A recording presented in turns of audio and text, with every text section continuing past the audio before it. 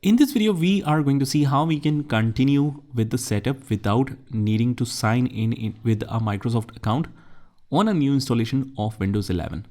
So if you get this screen, so what you can do is just press the Shift and F10 key on your keyboard.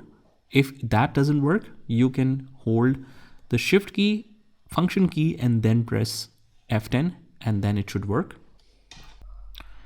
And once we see this command prompt, all we have to do is just simply write ncpa dot cpl, hit enter. It will not process anything. It will just open the network, right click and click on disable. And after processing it and continuing without the Microsoft account, I'll show you further how you can re-enable that. And after that, you have to write OBE / and you write bypass here. Also write NRO with it, hit enter, and it will restart. And after that, you will notice that I was trying to install a new Windows, and right after doing this, it will process a little bit, and then you can see it has continued further.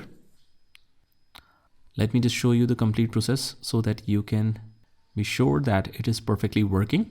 Click on I don't have any internet right now. Continue with the limited setup. Enter your name.